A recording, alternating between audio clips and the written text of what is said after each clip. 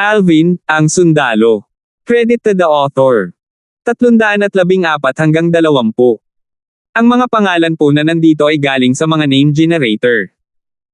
Kaya kung meron man pagkakatulad sa mga pangalan ng totoong tao o lugar, ito ay tunay na hindi sinasadya. Mabilis na lumipas ang oras ng 10 paghinga. Gayunpaman, wala pa ring umakyat sa combat ring para labanan si Alvin. Kung ganoon ang kaso, ang unang lugar ng Outer Court Martial Competition ngayon ay walang suspense, at si Alvin. Ang boses ng Mizar Peaks Peakmaster, si Franklin, ay kalmado habang inihayag niya. Si Alvin ay naging karapat-dapat sa unang pwesto na nagwagi sa Outer Court Martial Competition ngayon. Alvin. Alvin. Alvin. Matapos tumahimik sandali ang Mizar Peak, tuluyan na itong nagkagulo. Ang lahat ng mga disipulo sa labas ng korte ng 7-Star Sword Sect ay may mga mukha na namumula habang sinisigaw nila ang pangalan ni Alvin sa pananabik. Malinaw sa kanilang mga puso na mula ngayon, si Alvin ay magiging isang milestone sa outer court ng 7-Star Sword Sect. Ang numero 1 disipulo sa labas ng korte sa lagpas lamang ng kaunti sa 20. Sa libu-libong taon ng kasaysayan ng 7-Star Sword Sect, walang sino man ang makakakuha ng ganoong tagumpay sa edad na ito. Nakatayo roon si Alvin na walang pakialam sa ekspresyon ng harapin ang maalab at nasasabik na 7-Star Sword Sect na mga disipulo sa labas ng korte, ang kanyang mukha ay tila hindi magbabago kahit na gumuho ang Mount Tai. Anong kasama?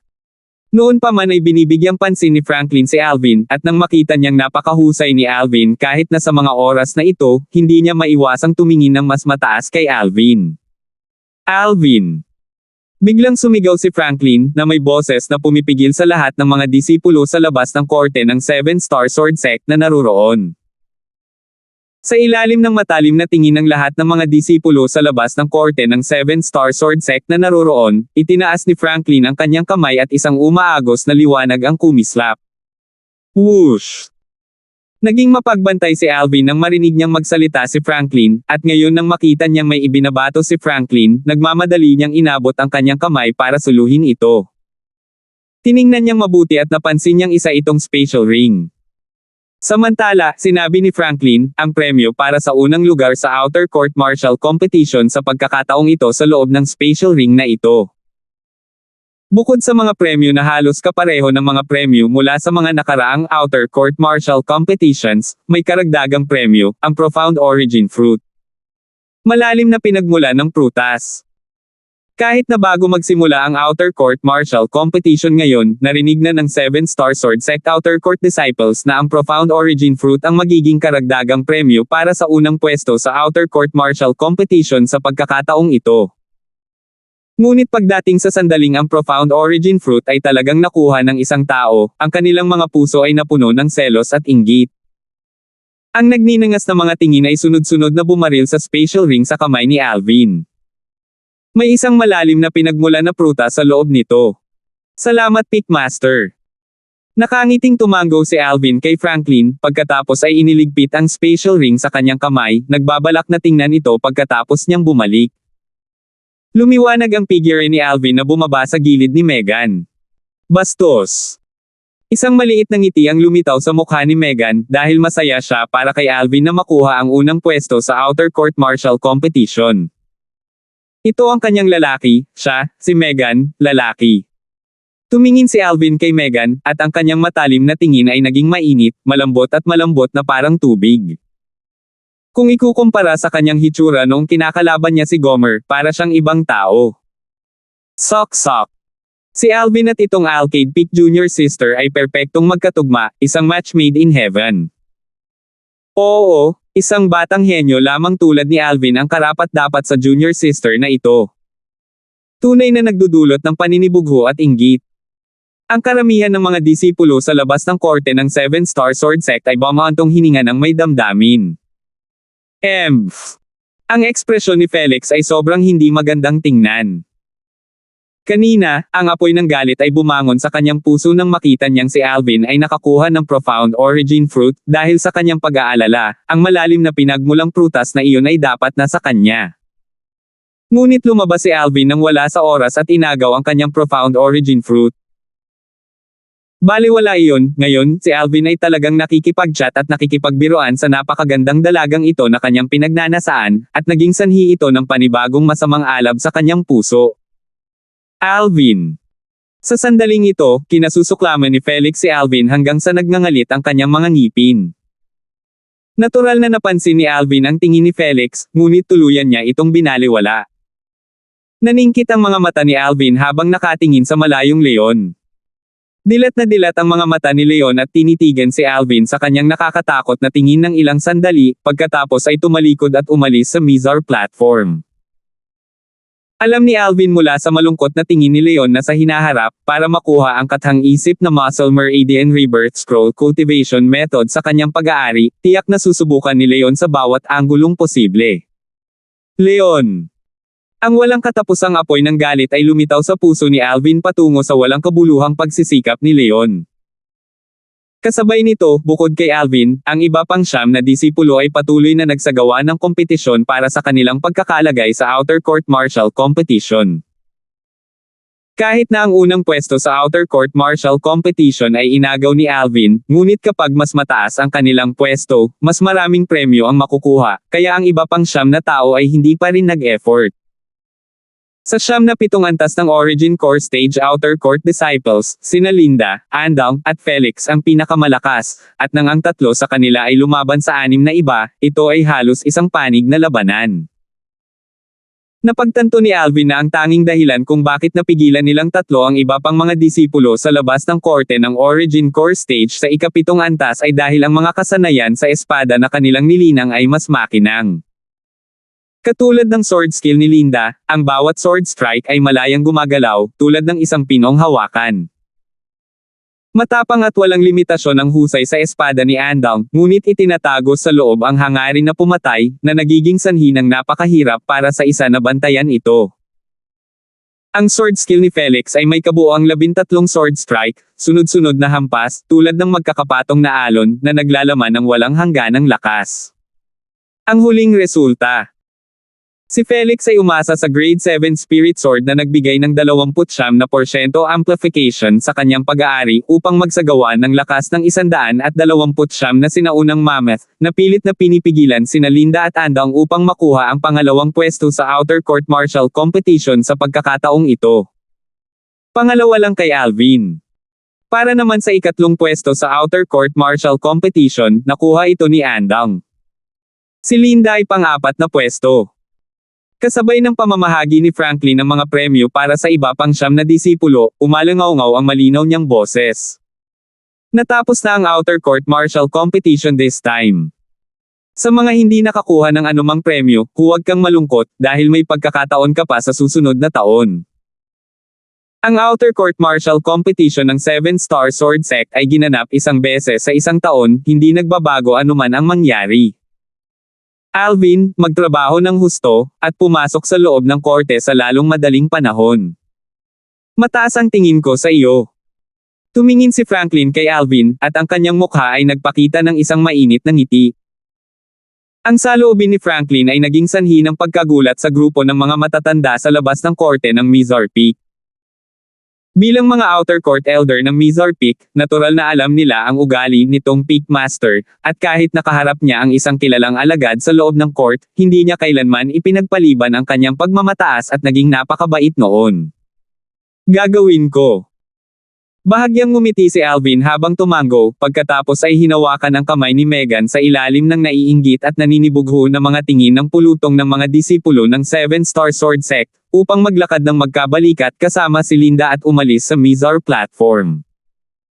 Sinundan nila ang daloy ng mga tao upang makarating sa malapit sa trade hall ng Mizar Peak, pagkatapos ay humakbang papunta sa chain bridge upang umalis sa Mizar Peak. Sinundan ni Alvin si Megan upang bumalik sa kanyang tirahan, at ang pares ng lalaki at babae na nahuli sa isang pagnanasa ay muling nagkagusot sa isa't isa ng ilang sandali, pagkatapos ay nag-aatubili na naghiwalay. Profound Origin Fruit. Kapag naubos ko na ang Profound Origin Fruit, magagawa kong makapasok sa ika-7 antas ng Origin Core Stage sa unang posibleng sandali na ito. Sa oras na iyon, hindi lang may kukumpara ang lakas ko sa isang martial artist sa ika-8 antas ng Origin Core Stage, ngunit kahit na ang Quake Energy ay aabant muli. Sa daan pabalik sa Megrez Peak pagkatapos umalis sa Alcade Peak, sumigla ang mood ni Alvin. Pinakamahalaga.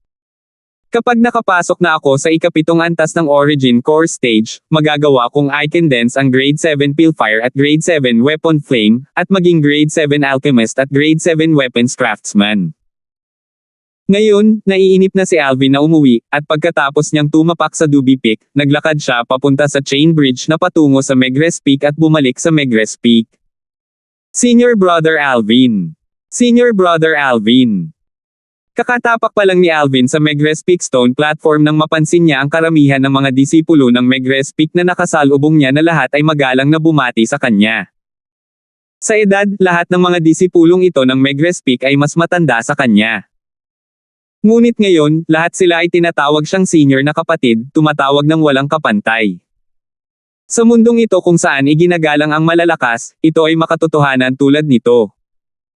Ang lakas ay ang pundasyon para sa isa upang makakuha ng isang foothold.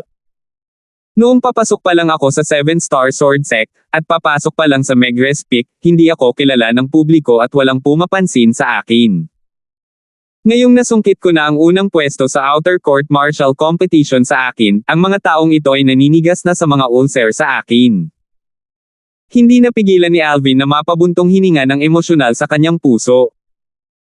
Ito ay isang mundo kung saan ang mga malalakas ay iginagalang, at kung nais ng isang tao na makuha ang paggalang ng iba, kung gayon ang isa ay dapat na sapat na malakas. Kung hindi, ang isa ay maaari lamang maging langgam sa ilalim ng mga paa ng iba, at hayaan ang isa pang year-okan ang mga ito. Ang buhay ng malalakas ay mas matayog kaysa sa langit. Ang buhay ng mahihina ay mas mababa kaysa damo. Bahagyang ngumiti si Alvin nang makaharap ang mga disipulo ng Megrez Peak, pagkatapos ay bahagyang tumango bago umalis. Nang umalis siya, sumikip ang puso niya. Ang leon na iyon ay malamang na nakatago sa mga anino, na sinusubaybayan ako. Ngunit ang pagnanais na sundan ako ay hindi ganoon kadali. Huminga ng malalim si Alvin nang maisip niya ang malungkot na tingin ni Leon mula kanina, at sinundan niya ang daloy ng mga tao habang kumikislap ang kanyang figure. Lumitaw lamang siya sa isang malayong landas ng bundok sa Megrez Peak pagkatapos ng kalahating oras. Ngayon lang nang ahas si Alvin na magyabang pabalik sa tuktok ng Megrez Peak, pagkatapos ay bumalik sa Stalactite Cave. Ngayon, babalik ako at ubusin ang Profound Origin Fruit, at ang aking cultivation ay lalampas sa ikapitong antas ng Origin Core Stage ng sabay-sabay. Nag-iisip at nag-iisip habang naglalakad siya, si Alvin ay nasa sabik sa kanyang puso. Kasabay ng pagdating ni Alvin sa tuktok ng Megrez Peak, sa gilid ng isang landas ng bundok sa kalagitnaan ng Megrez Peak. Ang isang palm print na half condensed into form ay sumipol para bumaba sa isang napakalaking bato, kaagad, ang bato ay nabasag at ang mga durog na bato ay lumipad palabas sa lahat ng direksyon. Nakatakas na naman siya. Malungkot ang ekspresyon ni Leon, at siya ay naguguluhan at galit na galit. Matapos bumalik si Alvin sa tuktok ng Megrez Peak, lumundag siya pababa gaya ng nakasanayan, hinayaan ang gravity na dalhin siya pababa sa mga ulap at ambon na bumaba sa nakatagilid na puno. Ngunit, kakatapak pa lang niya sa nakatagilid na puno ay lumungkot ang mukha niya. Malinaw na naramdaman ng kanyang espiritual na lakas na tila may dalawang kakilakilabot na aura na nagmumula sa loob ng daanan ng kuweba. Ang dalawang nakakatakot na aura na ito ay lubhang nakakatakot. Hindi nagtagal, napansin niyang palapit ng palapit ang dalawang aura na ito, at kasabay nito, sinabayan pa ng mahinang tunog ng mga yabag. Naging mapagbantay si Alvin at tumingin sa loob ng daanan ng kuweba. Sa isang sulyap, si Alvin ay natigilan. Kasalukuyan, isang batang babae na may dilaw na damit ang mabagal na naglalakad palabas ng daanan ng kuweba. Ang batang babae ay nasa paligid ng 15 o 16, na may bahagyang hindi pa gulang na mukha na parang inukit at pinate mula sa jade. Mayroon siyang maliit na dimple sa gilid ng kanyang bibig, malambot at makinis ang kanyang balat, ang kanyang ngiti na parang bulaklak, at ang kanyang hitsura ay maganda at kaakit-akit. Sino ka? Ang dalagita ay may mabangong aura ng mga orchid, at habang tumitingin sa kanya ay lalo siyang gumaganda, naging dahilan ng pag-aatubili ng isa na alisin ang tingin sa kanya. 315. Sino ka ba? Bahagyang natahimik si Alvin nang marinig niya ang dalaga. Ang lugar na ito ay tila ang kanyang lugar ng paglilinang tama. His. Biglang, isang pagsabog ng pamilyar na tunog ang umalangaw-ngaw sa kanyang tainga, na naging sanhi ng bahagyang panginginig ng figure ni Alvin, at ang kanyang mukha ay nagpahayag ng matinding kagalakan. Tiningnan niya ang palso ng dalaga na matingkad na puti na parang jade, at nakita niya ang dalawang maliliit na ulo na nakausli mula roon. Mayroong dalawang maliliit na sawa. Ang isa sa mga maliliit na sawa ay ganap na itim, na may komplikadong gininto ang mga guhit sa katawan, at sa ulo nito ay isang gintong sungay na kumikislap na may malamig na kinang. Ang isa pang maliit na sawa ay ganap na puti, na may mga pilak na guhit sa katawan, at ang nag-iisang sungay sa ulo nito ay pilak. Little black, little white. Lumakas ang mood ni Alvin, at mahirap na pagaanan ang kanyang nababagabag na kalooban. Nakabalik na sa wakas ang dalawang batang ito. Whoosh! Whoosh! Isang itim at puting kidlat ang lumipad mula sa kamay ng batang babae at bumaba sa balikat ni Alvin. Ang dalawang maliliit na sawa ay pamitik ng kanilang mga dila hanggang sa nilalaman ng kanilang puso, habang dinilaan nila ang mukha ni Alvin, na naging dahilan upang makaramdam si Alvin ng pangangati sa kanyang mukha. Buti nakabalik ka, buti nakabalik ka. Ang mukha ni Alvin ay nagpakita ng isang napakatalino ng ngiti, kahit na iniisip niya kanina na sa sandaling bumalik ang dalawang maliliit na lalaki na ito, tiyak na tuturuan niya sila ng magandang aral. Ngunit sa sandaling sila ay talagang bumalik, ang kanyang kalooban ay ganap na napalitan ng kaligayahan, at lubos na nag-aatubili na turuan ang dalawang maliliit na tao ng leksyon. Hinawakan ni Alvin ang dalawang maliliit na lalaki mula sa kanyang balikat at hinawakan sila sa kanyang kamay, pagkatapos ay pinalaki sila, at ang kanyang mukha ay nagpakita ng isang bahagyang ngiti. Kahit na kayong dalawa ay hindi pa nakakatuntong sa half-step void stage, ngunit halatang hindi ito kalayuan. Mukhang may mga biglaang natamo kayong dalawa sa primeval forest. Bagamat ang dalawang maliliit na lalaki ay nakakonsumo ng napakaraming 10,000 taon na stalactite milk noong araw na iyon, ang 10,000 years stalactite milk ay maaari lamang mapataas ang likas na talento ng isang tao, at hindi nagawang dagdagan ang paglilinang. Sa pag-asa sa kanyang espiritual na lakas at sa habang buhay na karanasan ng Rebirth Martial Emperor, napagtanto ni Alvin sa isang sulyap na ang paglilinang ng dalawang batang ito ngayon ay malinaw na nakatuntong na sa ika-9 na antas ng Nascent Soul Stage. Kumpara sa 5 buwan na nakalipas, hindi lang sila mas malakas ng kaunti. Kaya, halos matukoy ni Alvin na ang dalawang maliliit na tao na ito ay tiyak na nagkaroon ng ilang hindi inaasahang tagumpay sa loob ng 5 buwang ito. Kanina, ang dalawang aura na naramdaman niya ay sa kanila mismo. His. Itinaas ng dalawang maliliit na lalaki ang kanilang maliliit na ulo habang iniindayog nila ang kanilang mga ulo kay Alvin, at ang kanilang ginto at pilak na mga mata ay kumikislap na may kinang ng kasiyahan. Alam kong nakakatakot kayong dalawa. Umiling si Alvin at ngumiti. Little black, little white. Nasa primeval forest ba kayong dalawa sa lahat ng oras na ito? His.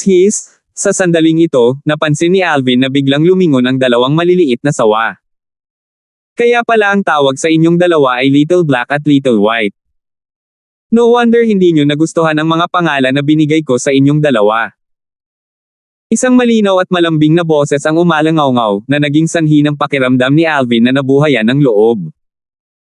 Samantala, ngayon napagtanto ni Alvin na dahil sa hitsura ng dalawang maliliit na sawa, talagang napabayan niya ang batang babae na nauna sa kanya na nakadamit na dilaw. Muling sinilip ni Alvin ang batang babae sa harap niya. Ang mga mata ng batang babae ay walang tigil na gumagalaw, at ang isang pakiramdam ng kapilyohan ay malabo na naghalo sa loob, na nagbibigay sa isa ng bastos na pakiramdam. Ang balat ng batang babae ay puti ng nyebe at maislan, at kulay rosas, na mas sumasalamin sa kanyang kaakit-akit na mukha na maislan at kaakit-akit, na nagiging sanhi ng pakiramdam ng isang tao na malambing at protektado sa kanya. Ang kanyang katawan ay naglabas ng isang strand ng light spirit energy, at sa loob ng spirit energy ay isang magaan na halimuyak sa loob, isang natatanging kayamanan na ipinagkaloob sa kanya ng lumikha ng buhay. Ang batang babae ay nasa paligid ng 15 o 16, at nakatayo siya roon na parang namumulaklak na bulaklak ng lotes, maganda at pino, dalisay at maliwanag, sariwa at cute. Sa hitsura na ibinunyag ng batang babae ngayon, nakakapagtaka kung gaano siya magiging kahangahangang kagandahan sa loob ng ilang taon. Maaari ba akong magtanong, sino ka? Huminga ng malalim si Alvin, pagkatapos ay inalis ang tingin sa dalaga bago nagtanong sa mahinang boses. Kumbinsido siya na dahil dinala ng dalawang maliliit na sawa ang dalaga rito, tiyak na magtitiwala sila sa dalaga. Bukod dito, sinabi sa kanya ng kanyang matalas na espiritual na lakas na ang batang babae na ito ay walang anumang cultivation, at isa lamang siyang napaka-normal na ordinaryong tao. Tiyak na ang batang babae na nakaharap dito ay dahil dinala siya rito ng dalawang maliliit na sawa. Kahit na hindi niya alam kung bakit dito dinadala ng dalawang maliliit na sawa ang dalaga. Nagpakita ng inosente at kaakit-akit ng ngiti ang dalagitang nakadamit na dilaw ng ngiti nang marinig niya si Alvin, pilya niyang kinusot ang kanyang matubig na magagandang mata na umaalon-alon na parang tubig sa bukal, at maliwanag na parang unang sinag ng sikat ng araw sa tagsibol. Sister, Nympha ang tawag sa akin. Nymphe. Ngumiti si Alvin. Napakagandang pangalan. Hajijek. Humajijek ang batang babae nang marinig niya si Alvin, pagkatapos ay bumaba ang kanyang tingin sa dalawang maliliit na sawa sa kamay ni Alvin at nagtanong ng may pagtataka. Kuya, kailan sila nagsimulang sumunod sa tabi mo? Nang marinig ang dalaga, bahagyang ngumiti si Alvin at sinabi. Sila ay nagsimulang sumunod sa aking tabi mula noong ipinanganak, ito ay higit sa 4 na taon. Bahagyang lumayo ang tingin ni Alvin, na para bang bumalik siya sa panahong iyon sa Aurora City. Ang dalawang maliliit na sawa ay ipinanganak sa Aurora City, Lakeland. Hindi nakakagulat na nag-aatubili silang makibahagi sa iyo, at ayaw na direktang umalis sa akin. Ungol ng dalaga sa boses na siya lang ang nakakarinig. Anong sabi mo? Narinig ni Alvin ang batang babae na tila may ibinubulong, ngunit hindi ito malinaw na narinig, at hindi niya maiwasang magtanong ng may pagtataka. Wala naman. Umiling ang dalaga, kahit na hindi siya tumatawa, ang kanyang magandang mukha ay puno pa rin ng nakangiting ekspresyon, dahilan upang magkaroon ng hindi maipaliwanag na pagmamahal. Saan ba ibinalik ni Little White at Little Black itong batang babae? Bumaba ang tingin ni Alvin sa mukha ng batang babae at bahagyang wala sa sarili habang bumubulong sa sarili sa kanyang puso. Kuya, anong tinitingin-tingin mo?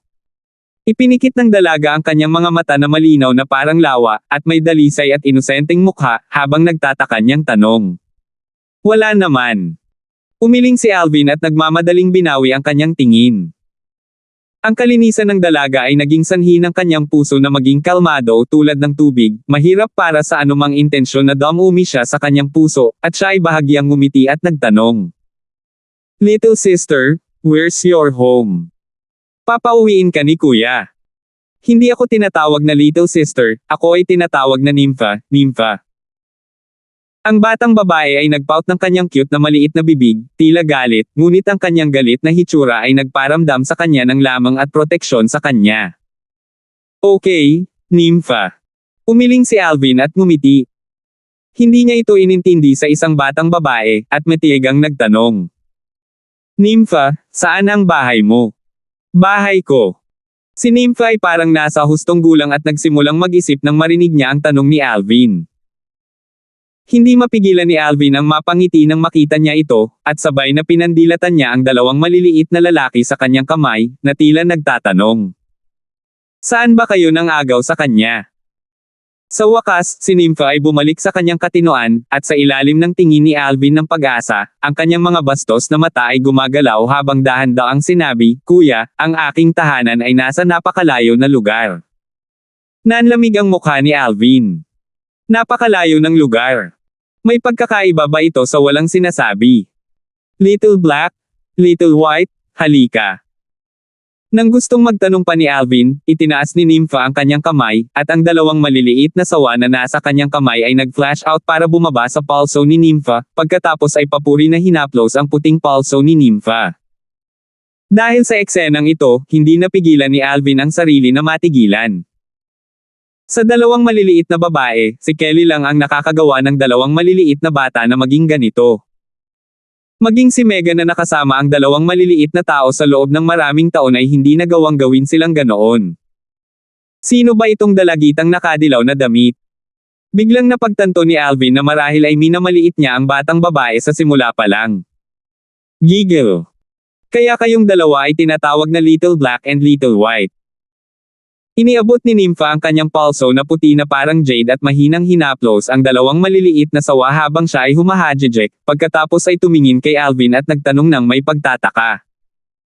Kuya, nang pangalanan ko ang Little White bilang Little Silver, umiling lang ito para ipahayag ang hindi pagnanais. Ngunit nang pangalanan ko ang Little Black bilang Little Gold, bakit bigla itong hindi mapakali? At ganoon din ang Little White, nang marinig na tinawag ko ang Little Black bilang Little Gold, ito rin. His, hindi pa tapos magsalita si Nympha nang ang dalawang maliliit na sawa na nakapulupot sa kanyang mga sinulat ay hindi na mapakali. Tingnan mo, hindi na naman sila mapakali. Umiling si Nympha at walang magawang ngumiti. Munting ginto. Bahagyang naging kakaiba ang tingin ni Alvin nang marinig niya si Nympha. Natural na alam niya ang dahilan. Little Gold ang pangalan ng sanggol na jade-eyed heavenly mouse sa tabi ni Kelly. At ang dalawang maliliit na sawa na ito ay palaging kinukuha ang Little Gold bilang kanilang kaaway, kaya natural na sila ay sobrang sensitibo sa pangalan ng Little Gold. Kaya't ang pagiging hindi mapakali dahil dito ay hindi kakaiba. Nympha, saan ba talaga ang bahay mo? Sabihin mo kay kuya, at papauwiin ka ni kuya. Tumingin si Alvin kay Nympha at nagtanong. Nai-imagine niya kung paano tiyak na mag-aalala ang kanyang pamilya para sa kanya pagkatapos ng mahabang panahon na nasa labas. Kuya, sinabi ko na sa iyo, ang bahay ko ay nasa napakalayo na lugar. Lumabas ako kasama si Numi. Nakapout si Nympha sa kanyang cute na maliit na bibig habang sinasabi niya. Numi. Natural na inakala ni Alvin na ang Numi na binanggit ni Nympha ay tiyak na katulong sa kanyang tabi. Kanina, naunawaan niya na sa disposisyon ni Nympha, tiyak na nagmula ito sa hindi pangkaraniwang background. Nympha, kung gayon nasaan si Numi ngayon? Ipapadala kita upang hanapin siya. Hindi kanya mahahanap ngayon at tiyak na sabik siya. Kuya, alam ni Numi na naparito ako para hanapin ka kasama si Little Black at Little White. Si Numi ay orihinal na gustong sumama, ngunit may dumating sa huling minuto, kaya ako mismo ang nagdala ng Little Black at Little White dito. Ipinikit ni Nympha ang kanyang bastos na mga mata habang dahan-dahan niyang sinabi. Hanapin mo ako. Nanlamig ang mukha ni Alvin nang marinig niya si Nympha. Oo. Tumanggo si Nympha. Gustong isama ni Numi si Little Black at Little White para umalis kasama natin, at si Little Black at Little White ay gusto din nating umalis. Pero, sinabi nila kay Numi na gusto nilang humingi ng opinyon mo. Kaya dinala ko sila. Hindi pa tapos magsalita si Nympha nang namutla ang mukha ni Alvin. Nais na kunin ang dalawang maliliit na kasama sa kanyang tabi. Hindi. Si Little Black at Little White ay talagang hindi aalis sa inyong dalawa. Ang mga salita ni Alvin ay determinado at mapagpasyahan, nang hindi umaalis sa anumang lugar para sa talakayan. Kung tungkol sa sinabi ni Nympha tungkol sa Little Black at Little White na gustong umalis kasama nila, si Alvin ay hindi makapaniwala. Anong biro? Pinagmasdan niya ang paglaki ng dalawang maliliit na sawa, at imposibleng pipiliin nilang iwan siya. 316. At saka, ano ang sinabi ng dalaga kanina? Tila sinabi niya na sinabi ni Little White at Little Black kay Numi na nag-aatubili silang iwan siya. Bagamat ang Little Black at Little White ay bahagyang may kakayahang umunawa sa pananalita at damdamin ng tao, ngunit kung sasabihin ng isa na nakipag-usap sila sa isang tao o may kausap, hindi maniniwala si Alvin kahit na ano pa ang mangyari.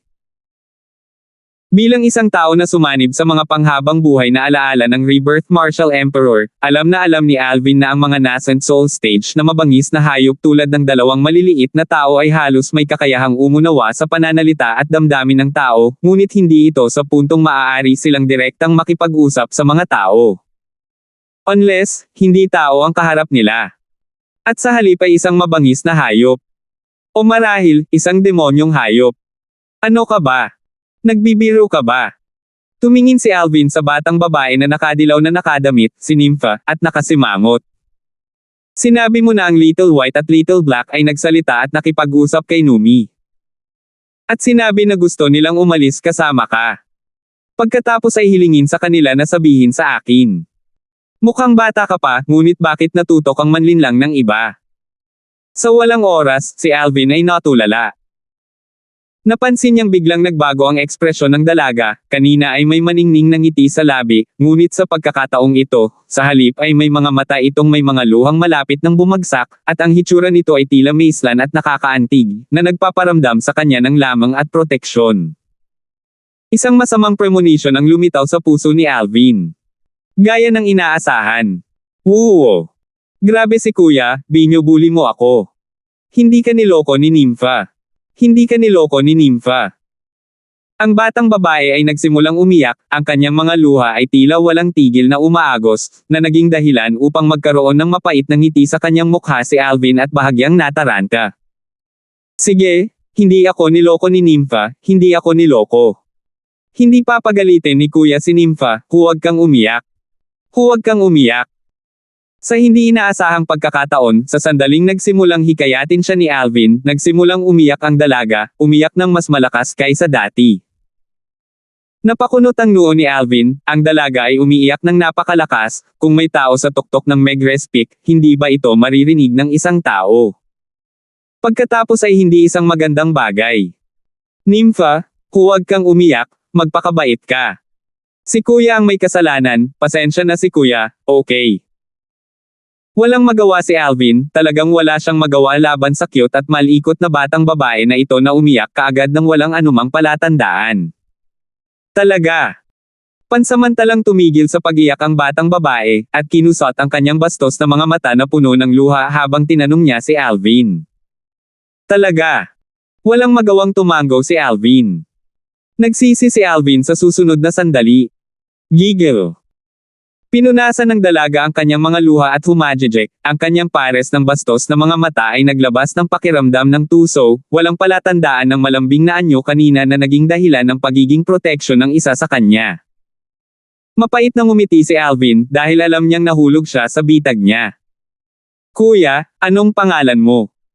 Ikinurap ni Nympha ang kanyang matatalinong mata habang tinanong niya si Alvin.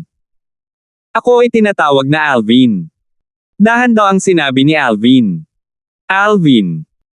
Nagsimulang magnilay-nilay si Nympha na parang isang maliit na nasa hustong gulang, pagkatapos ay ngumiti na parang bulaklak nang bumalik siya sa kanyang katinoan, at ang dalawang dimple sa kanyang wala pang gulang na mukha ay cute.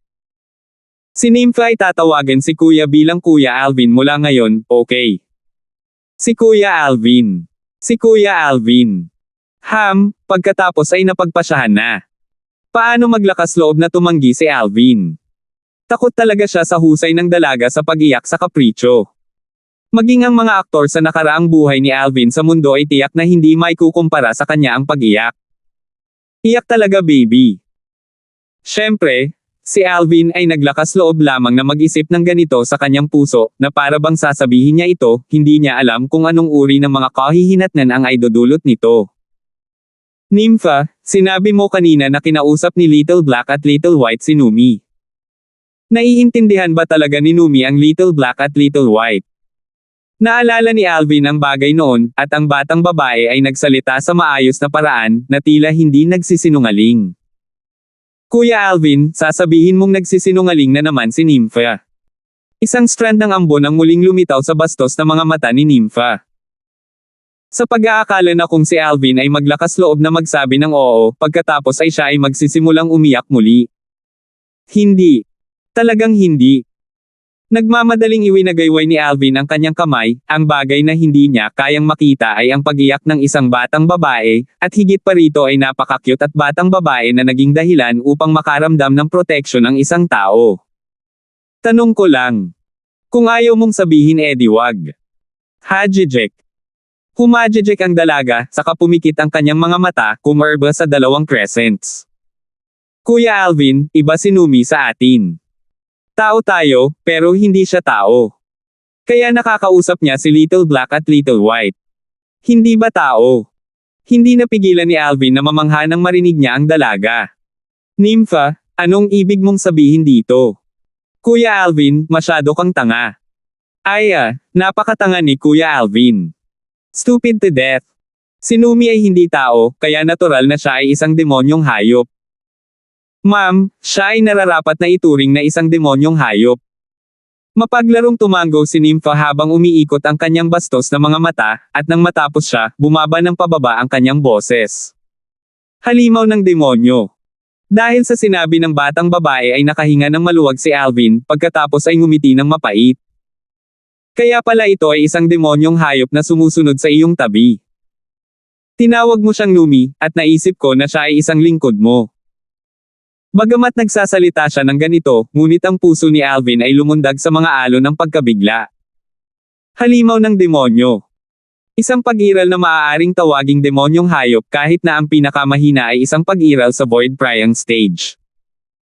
Ang batang babae na ito na walang kahit katiting na paglilinang sa kanyang opinyon, ay may isang demonyong halimaw na sumusunod sa kanyang tabi. Sino siya? Ang pagkakaroon ng isang demonyong halimaw na sumusunod sa kanyang tabi, bukod dito ang demonyong hayop na iyon ay matapat na tinupad ang kanyang tungkulin na sumunod sa tabi ng isang batang babae na walang cultivation, ito ay malinaw na isang demonyong hayop na ganap na napaamo. Sa Asher Forest Imperial Kingdom, ang isang kapangyarihan na maaaring magpaamo ng demonyong hayop sa lawak na ito ay mabibilang sa isang kamay. Kuya Alvin, hayaan si Little Black at Little White na sundan ako at si Numi at umalis. Tingnan mo sila, sinundan nila si Numi at nag-cultivate sa loob ng ilang panahon at nakalusot na sa 2 level. Kung susundan nila si Numi at umalis, tiyak na mas mapapabilis ang kanilang cultivation. Si Nympha ay may mukha na puno ng pag-asa habang nakatingin kay Alvin, pagkatapos ay tila may iniisip, siya ay humajejek. Kuya Alvin, kung nag-aatubili kang makipaghiwalay kay Little Black at Little White, sumunod ka sa amin. Naiinip na si Nympha dahil karaniwan na wala akong sasamahan sa paglalaro. Nang matapos siyang magsalita, iniunat ni Nympha ang kanyang kamay upang hawakan ang braso ni Alvin, pagkatapos ay bahagya itong inindayog, at ang kanyang matatalinong mata ay muling natakpan ng isang patong ng ambon. Walang magawang ngumiti si Alvin. Ngayong alam na niya ang Numi na binanggit ni Nympha ay isang demonyong hayop, alam niya na ang sinabi ni Nympha kanina ay hindi kasinungalingan. Huminga siya ng malalim at tumingin sa 2 maliliit na sawa habang mahinahong nagtanong. Little Black, Little White. Gusto talagang sundan yung dalawa sina Nympha at Numi para umalis. His. Ang 2 maliliit na sawa ay pamitik ng kanilang mga dila, at bakas sa kanilang mga mata ang mga bakas ng pag-aatubili, ngunit sila ay tumango pa rin. Pilit na tiniis ni Alvin ang kanyang lumalagong mood habang siya ay huminga at nakapikit. Pagkaraan ng mahabang panahon, muling binuksan ni Alvin ang kanyang mga mata at tumango ng mariin. Naiintindihan ko. Sa sandaling ito, tila bahagyang basa ang mga mata ni Alvin. Sa kanyang puso, gumawa siya ng isang napakahirap na pagpipilian. Kahit na ang 2 maliliit na tao ay mabangis lamang na mga hayop, ngunit sa loob ng ilang taon ng kanilang pagsasama, matagal na niyang kinuha ang 2 maliliit na tao upang maging katulad ng kanyang sariling mga anak. Ngayong gusto na nilang umalis, natural na nag-aatubili si Alvin. Ngunit naunawaan din ni Alvin na kung susundin siya ng 2 maliliit na tao, ang pag-unlad ng kanilang mga paglilinang ay tiyak na magiging mas mababa kaysa sa kung sila ay susunod sa isang demonyong hayop. Kahit nataglay niya ang panghabang buhay na halaga ng mga alaala ng Rebirth Martial Emperor, ngunit mayroon lamang siyang kaunting kaalaman tungkol sa paglilinang ng mga demonyong hayop. Kaya sa mga tuntunin ng paglilinang, maaari lamang siyang magbigay ng tulong tulad ng mga gamot na gamot sa 2 maliliit na kasama. At lubos na hindi nakakatulong sa anumang iba pang bagay. Sa kanyang 2 buhay na karanasan, alam na alam ni Alvin na maaaring hindi magandang bagay na hawakan ng mahigpit at huwag pabayaan ang ilang bagay o bagay. Sinundan siya ng 2 maliliit na lalaki sa loob ng ilang taon, at naiintindihan niya ng husto ang kanilang ugali. Kung hindi dahil sa pakiramdam nila ay magkakaroon sila ng mas magandang kinabukasan mula sa pagsunod sa tabi ni Numi, kung hindi, talagang hindi nila siya iiwan. Kuya Alvin. Ang kalapit na Nympha ay tila naramdaman ang mood ni Alvin na may pakiramdam ng pagkawala, at sinabi niya sa banayad na boses. Sundan mo rin kami. Habang nagsasalita siya, ang mga mata ni Nympha ay nagpakita ng bakas ng pag-asa.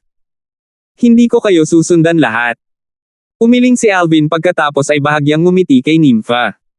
Nympha, bagamat hindi ko alam kung sino ka, at hindi ko alam kung anong uri ng demonyong halimaw ang Numi na iyon. Ngunit, dahil gustong umalis ni Little Black at Little White kasama kayong dalawa, sa palagay ko mayroon silang sariling dahilan. Nakapagdesisyon na sila, at hindi ko sila pipigilan. Sana lang maging mabuti kayo ni Numi sa kanila sa hinaharap. Nang matapos siyang magsalita, bumaantong hininga si Alvin. Ang dalawang maliliit na sawa ay kasalukuyang parang saranggola sa kanyang kamay. Kung hindi siya bumitaw, lilipad lang sila ng ganoon kataas habang buhay. Ngunit kung siya ay bumitaw, maaari silang lumipad kahit na mataas, kahit na lumilipad ng mataas upang pumailang lang sa langit. Kuya Alvin, napakahusay ni Numi sa Little Black at Little White. At mas maganda pa ako sa kanila. Bahagyang nawala si Nympha nang marinig niyang tumanggi si Alvin na sundan sila, ngunit mabilis niyang inayos ang kanyang kalooban at mataimtim na tumango na parang isang may sapat na gulang. His. Tila napagtanto na malapit na ang palm, ang dalawang maliliit na sawa ay bahagyang hindi mapakali at hindi mapakali habang nakatitig kay Alvin. Kasabay ng paggalaw ng kanilang mga buntot ay umikot na rin ang kanilang mga mata, tila may kung anong nararamdaman. Gusto niyong magpaalam kina Kelly at Megan? Medyo hindi siguradong tanong ni Alvin. His, walang tigil na tumango ang dalawang maliliit na sawa sa kanilang maliliit na ulo. Bahagyang ngumiti si Alvin, pagkatapos ay hinaplos ang maliliit na ulo ng dalawang maliliit na lalaki. Si Kelly at Little Megan ay hindi nagdedot sa inyong dalawa ng walang kabuluhan. Pero, hindi pa bumabalik si Kelly, kaya pansamantalang hindi siya nakikita niyong dalawa. Kung tungkol kay Little Megan, bale, sasabihin ko sa kanya para sa inyong dalawa. Nagpakawala ng mahabang hangin si Alvin, pagkatapos ay itinaas ang kanyang kamay. Pumunta ka. His. Ang dalawang maliliit na sawa ay muling sumulyap kay Alvin, pagkatapos ay nag-flash out upang bumaba sa kamay ni Nympha. Tara na. Dinala ni Alvin si Nympha sa nakatagilid na puno, na nagbabalak na isama si Nympha upang umakyat sa tuktok ng bundok. Pagkatapos ng lahat, si Nympha ay isang ordinaryong tao lamang. Ito ang sinabi sa kanya ng kanyang matalas na espiritual na lakas. Ngunit, si Alvin ay ganap na natulala sa susunod na sandali. Kuya Alvin, dadalhin ko si Little Black at Little White para hanapin ka para maglaro sa hinaharap.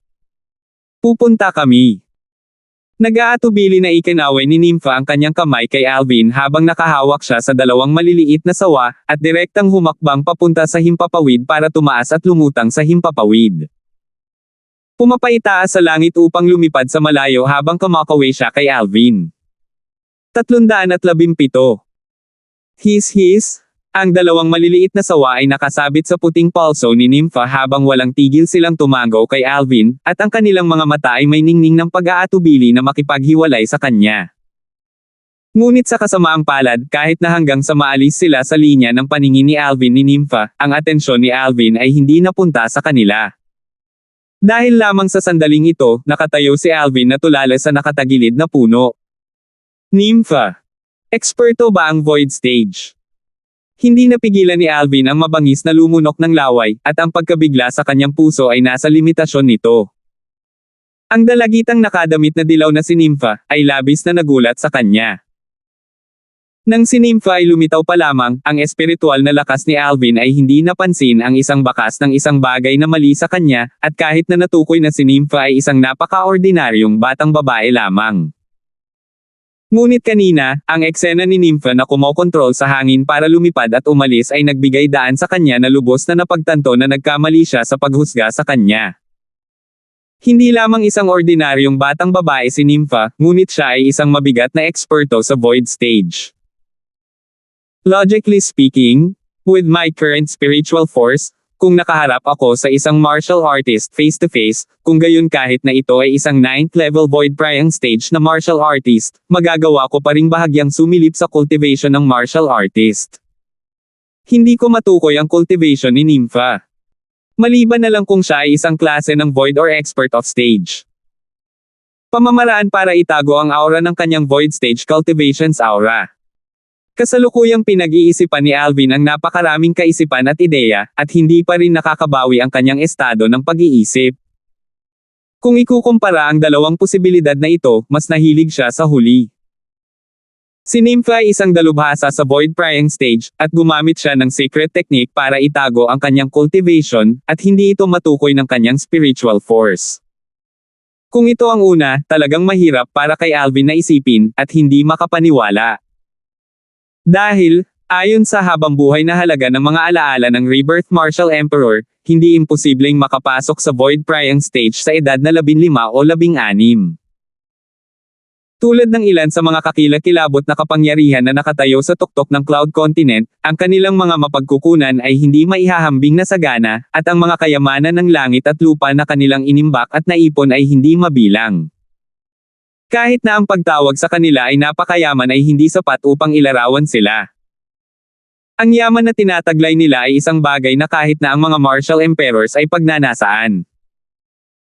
Siyempre, sa parehong oras na kontrolado ng mga kapangyarihang ito ang napakaraming kayamanan ng langit at lupa, ang kanilang mga reserba ay lubhang nakakatakot, at walang kakulangan ng pag-iral sa Martial Emperor stage sa loob ng mga kapangyarihang iyon. Kung ang mga kakilakilabot na kapangyarihang ito ay handang magbigay diin sa pagpapalaki ng isang inapo, kung gayon ay ganap nilang magagamit ang hindi mabilang na mga kayamanan ng langit at lupa sa inapo. Kaya, ang pagpayag sa isang tao na makapasok sa void prying stage sa edad na 15 o 16 na ay hindi mahirap. Bagamat napakabihirang sa buong Cloud Continent, ngunit ang isang 15 o 16 na taong gulang na void prying stage martial artist ay hindi wala. Gayunpaman, ayon sa mga alaala ng Rebirth Martial Emperor, ang isang 15 o 16 na taong gulang na void initiation stage martial artist ay halos imposible. Dahil ito ay hindi lamang ang pagbabago ng lakas ng isang tao sa pagpunta mula sa void prying stage patungo sa void initiation stage, at isang pagbabago ng isang uri ng force. Dahil dito, posibleng lumitaw ang isang 15 o 16 na taong gulang na 9th level void prying stage martial artist, ngunit ang isang 15 o 16 na taong gulang na unang antas ng void initiation stage na martial artist ay halos imposible. Dahil ang pagbabagong iyon ng force ay may kaugnayan sa pag-unawa. Karaniwang sinasabi ang pag-unawa sa martial daw. Ang pag-unawa sa martial daw ay hiwalay sa natural na talento sa martial daw, ngunit pareho silang pandagdag sa isa't isa. Katulad ng mga martial artist na nasa ibaba ng void prying stage, kung mataas ang kanilang kakayahan sa pag-unawa, kung gayon ang bilis nilang nilinang ang mga kasanayan sa militar at ang pagsulong ng mga kasanayan sa militar ay napakabilis. Sa kabaligtaran, kung ang kanilang kakayahan sa pag-unawa ay mababa, kung gayon ang bilis na kanilang nilinang ang kasanayang militar at ang pagsulong ng kasanayan sa militar ay magiging lubhang mabagal. Tulad ng para sa mga martial artist sa void prying stage o mas mataas, ang antas ng kakayahan sa pag-unawa ay nakaapekto pa rin sa pag-unawa sa force. Kaya, kapag ang isang martial artist ay nilinang, ang likas na talento at kakayahan sa pag-unawa ay hindi maaaring magkulang. Ang paglilinang ng isang tao ay maaaring itambak ng hindi mabilang na mga kayamanan ng langit at lupa. Ngunit higit sa lahat ay nakatambak hanggang sa ika-9 na antas ng void prying stage. Dahil kapag ang isa ay tumuntong sa ika-9 na antas ng void prying stage, kung ang pag-unawa sa force ay hindi pa umabot sa isang tiyak na antas, kung gayon magiging imposibleng makapasok sa void initiation stage. Ang lahat ng ito ay isang bagay na nalaman ni Alvin mula sa mga alaala ng Rebirth Martial Emperor. At ayon sa mga alaala ng Rebirth Martial Emperor, kahit na mas mataas ang pangunawa ng isang 15 o 16 na taong gulang na martial artist, imposible pa ring maunawaan ang force hanggang sa maabot ang void initiation stage. Kaya, napagpasyahan ni Alvin na si Nympha ay dapat na isang buhay sa void prying stage, at hindi isang void initiation stage na eksperto. Pagkatapos ng lahat, si Nympha ay napakabata pa. Bata pa to the point nakakagulat. Ngunit kahit na noon, ang pagkabigla sa puso ni Alvin ay tulad pa rin ng dati, at mahirap kumalma. Isang 15 o 16 na taong gulang na void prying stage. Isang mapait na ngiti ang lumitaw sa mga sulok ng bibig ni Alvin nang bigla niyang naramdaman na kumpara kay Nympha, ang kanyang paglilinang ay wala. Hindi katakatakang sinabi ni Nympha na ang kanyang tahanan ay nasa napakalayo na lugar.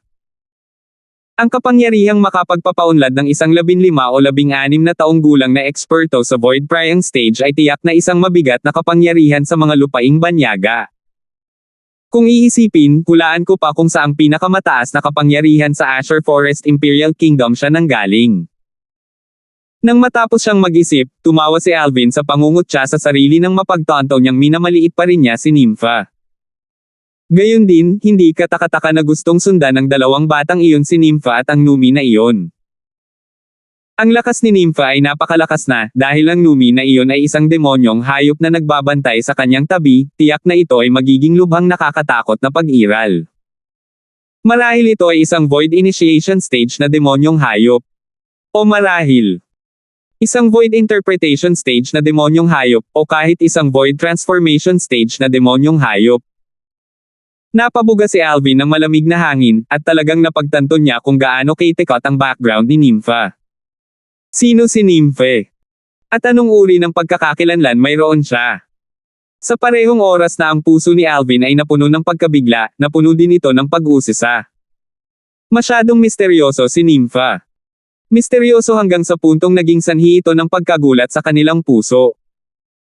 Pagkaraan ng ilang oras, bumalik si Alvin sa kanyang katinoan, at nagpakawala ng hangin, pagkatapos ay bumalik sa stalactite cave. Samantala, hindi niya maiwasang isipin ang dalawang maliliit na sawa, at baka sa mukha niya ang mapait na ngiti. Nakipaghiwalay sa dalawang maliliit na kasama ngayon, iniisip niya kung kailan sila muling magkikita. Sa oras na iyon, iniisip ko kung hanggang saan sila lumaki. Isang bakas ng pag-asa ang lumitaw sa puso ni Alvin, pag-asam na makita muli ang dalawang maliliit na sawa sa hinaharap. Pagkatapos ng ilang sandali na tumahimik, bumalik si Alvin sa kanyang katinoan, at bumaba ang kanyang tingin sa spatial ring sa kanyang kamay. Malalim na pinagmula ng prutas. Nang walang pag-aalinlangan, binawi ni Alvin ang isang spirit fruit mula sa kanyang spatial ring, ang pinakamalaking pakinabang na nakuha niya mula sa Outer Court Martial Competition sa pagkakataong ito. Tulad ng para sa iba pang mga premyo para sa unang lugar sa Outer Court Martial Competition, ito ay walang iba kundi isang tumpok ng Origin Strengthening Pills at ilang iba pang medicinal pill. Sa mata ng mga ordinaryong alagad sa labas ng korte, ang mga gamot na ito ay maaaring maging lubhang mahalaga, ngunit sa mga mata ni Alvin, sila ay isang tambak ng basura. Isang tambak ng basurang mga tabletang panggamot na may kadalisayan na nagdulot sa kanya ng labis na pagkadismaya. Pupunta ako sa trade hall mamaya at ibebenta ang mga gamot na ito. Kasabay ng plano ni Alvin sa kanyang puso, ang kanyang tingin ay bumaba sa espiritong prutas sa kanyang kamay. Ang spirit fruit na ito, ang Profound Origin Fruit, ay ganap na gatas na puti, at ang ibabaw nito ay kumikislap na may maliwanag na ningning. Nakita ng isa kung gaano ito katangi-tangi sa isang sulyap lang. Kinuha ni Alvin ang Profound Origin Fruit at direktang kumagat. Ang mga katas ng Profound Origin Fruit ay malamig at nakakapreskong pagpasok nito sa bibig, at ang laman ng prutas ay natunaw sa pagpasok sa kanyang bibig.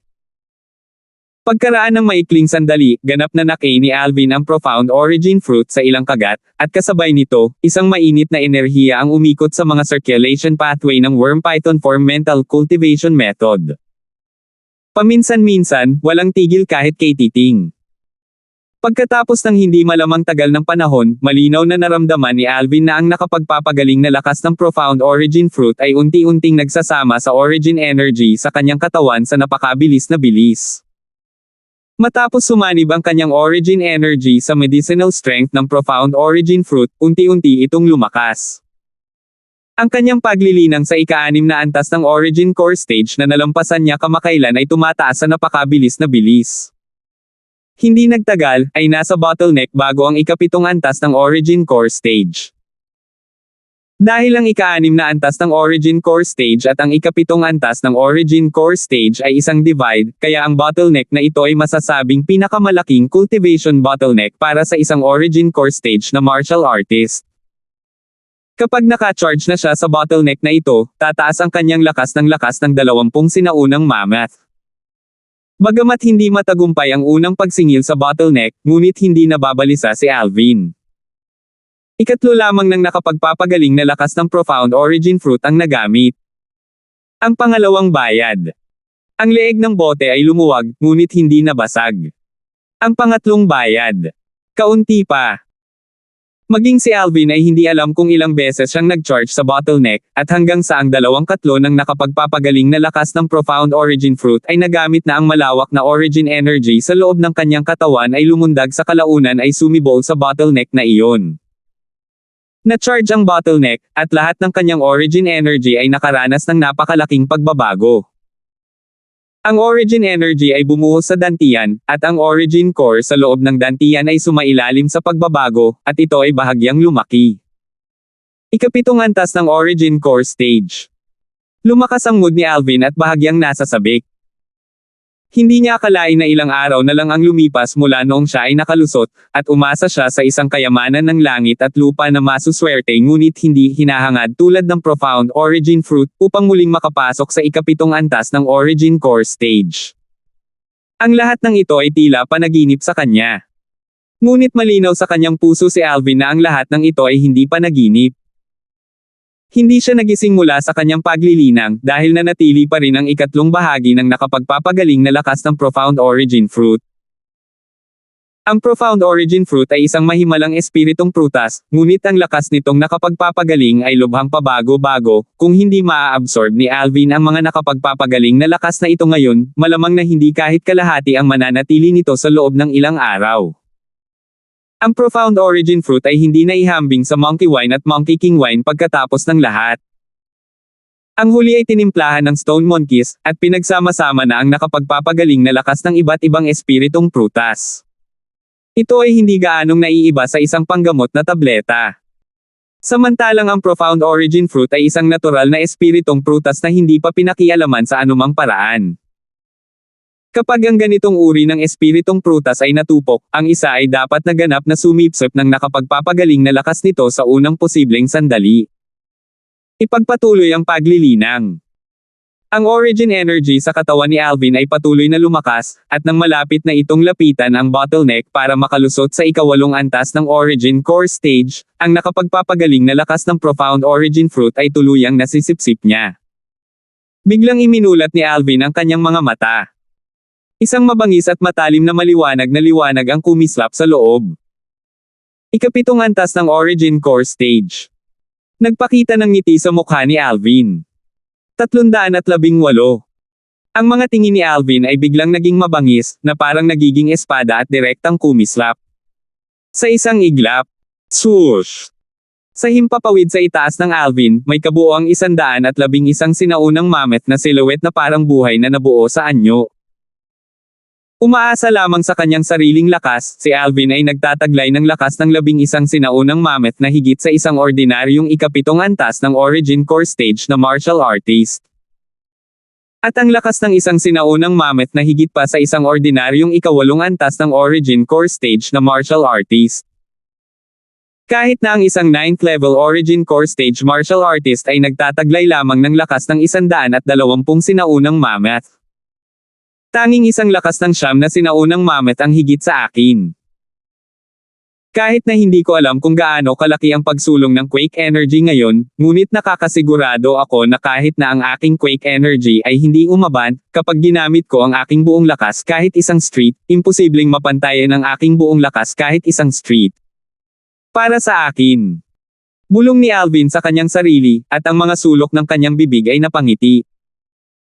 Kahit na umasa ang isang 9th level Origin Core Stage martial artist sa isang Grade 7 Spirit Sword na nagbigay ng amplification na 30%, ang lakas ng opens iba ay tataas sa lakas ng 156 na sinaunang mammoth. Kung saan kahit na umasa lamang si Alvin sa Grade 7 Spirit Sword na taglay niya sa kasalukuyan, mapapalaki pa rin niya ang kanyang opens ibong lakas sa lakas ng 140 sinaunang mammoth. Isang pagkakaiba ng lakas ng 16 na sinaunang mammoth mula sa dating.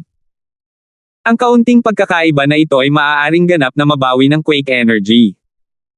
Sa aking kasalukuyang lakas, kapag nagamit ko na ang Quake Energy na ipinagkaloob sa akin ng Worm Python form.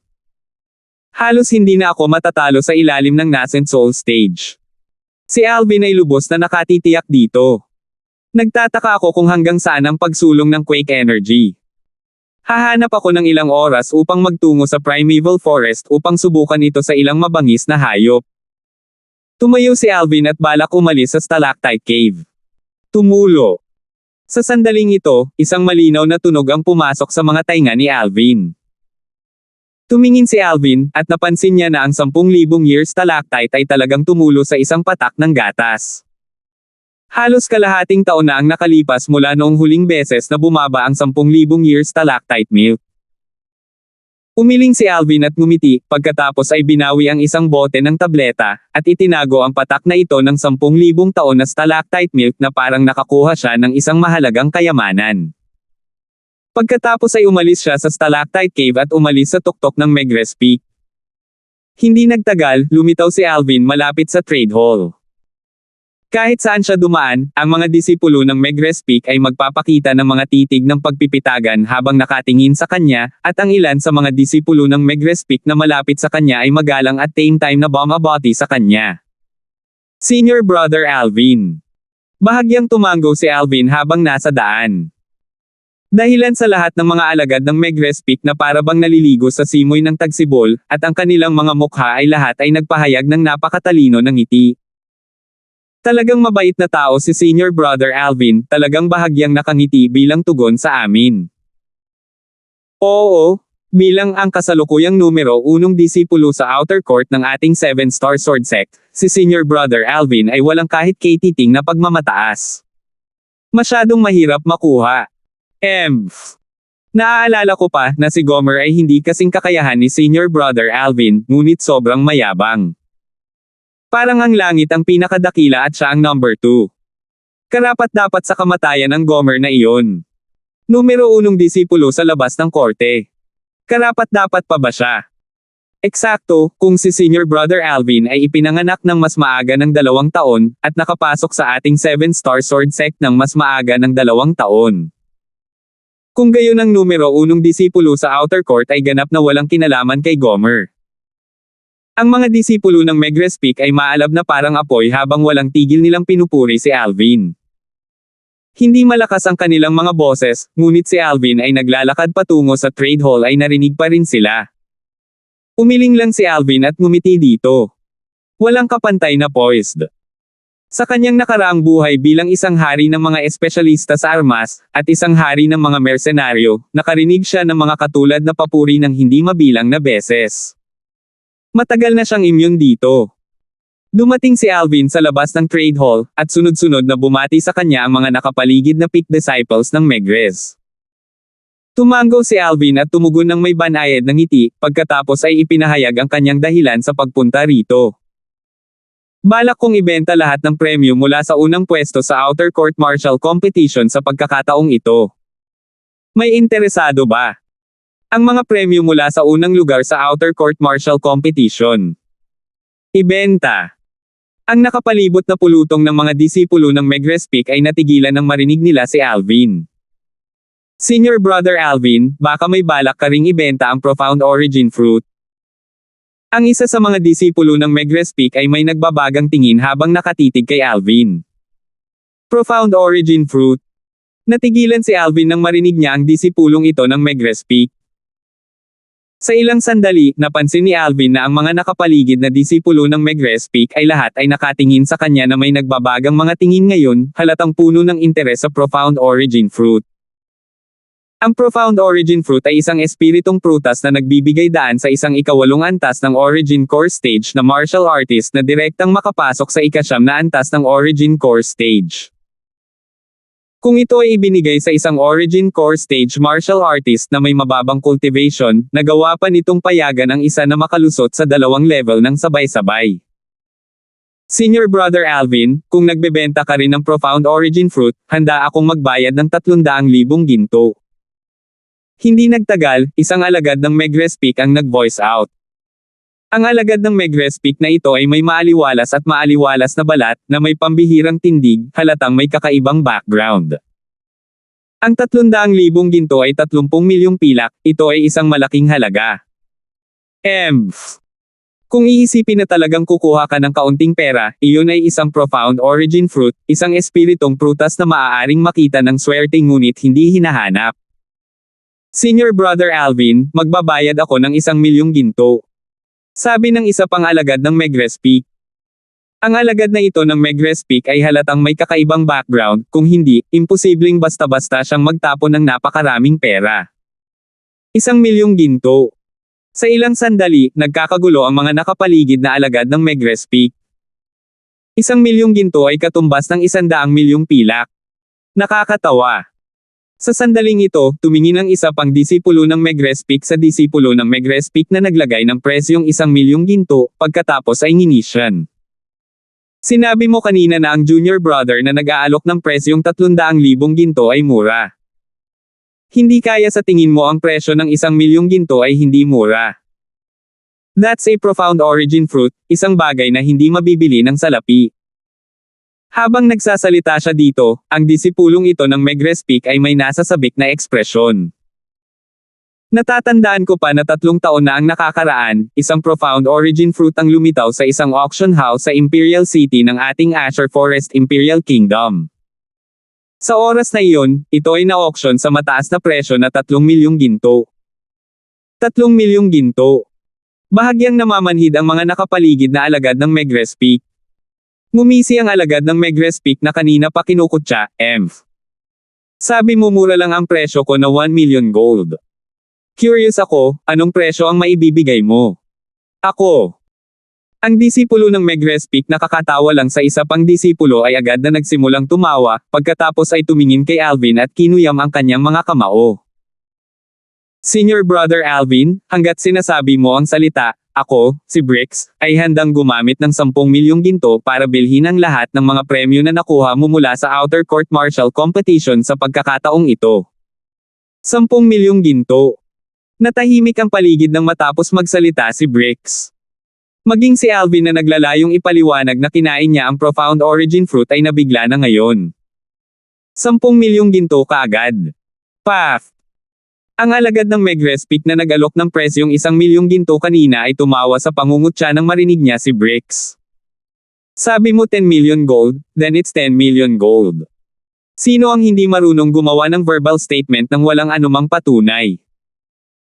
Masasabi kong handa akong mag-alok ng presyong 20 million gold para bilhin ang mga premyo para sa unang pwesto ng Outer Court Martial Competition sa pag-aari ni Senior Brother Alvin.